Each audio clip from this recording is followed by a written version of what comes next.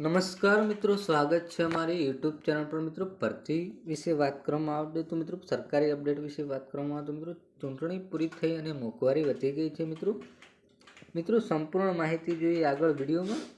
એના પહેલાં મિત્રો અમારી ચેનલ પર મિત્રો નવા તો ચેનલને સબસ્ક્રાઈબ કરી દેવી, તેથી મિત્રો સરકારી ભરતી, સરકારી યોજના કે સરકારી કોઈપણ ભરતીની અપડેટ મિત્રો નોટિફિકેશન તમારા મોબાઈલ પર પડે। મિત્રો હવે જોઈ લઈએ ચૂંટણી પૂરી થઈ અને મોંઘવારી વધી ગઈનો વિડીયો આખો। તો વાત કરવામાં આવે તો ચૂંટણી ખતમ અને મોંઘવારી શરૂ। મિત્રો દેશના 5 રાજ્યોમાં ચૂંટણી પૂરી થતાં જ મોંઘવારી ફરીથી વધી ગઈ છે।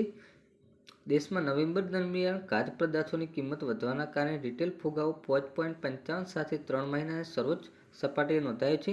ઓક્ટોબર દરમિયાન રિટેલ ફુગાવો 4.87 રહ્યો હતો।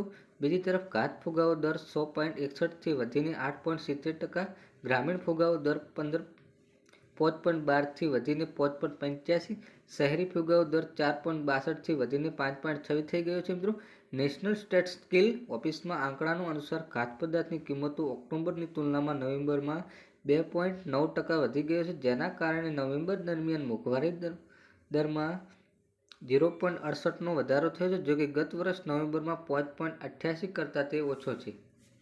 ખાદ્ય પદાર્થોની કિંમતોમાં બમણો વધારો થયો છે। નેશનલ સ્ટેટિસ્ટિકલ ઓફિસના આંકડાઓ અનુસાર અનાજ, કઠોળ સહિત ખાદ્ય પદાર્થોમાં કિંમતમાં નવેમ્બરમાં 8.7%નો વધારો થયો છે।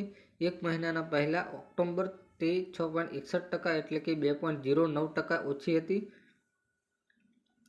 વર્ષ પહેલાના આંકડાનો સાથે તુલનામાં કરીએ તો નવેમ્બર 2022માં ખાદ્ય પદાર્થની કિંમતો માત્ર 4.67% જ વધી હતી। મિત્રો આવી કોઈ પણ સરકારી ગુજરાતી સમાચાર જોતા હો તો મિત્રો અમારી ચેનલ પર મિત્રો નવા હો તો ચેનલને સબસ્ક્રાઈબ કરી દેવી।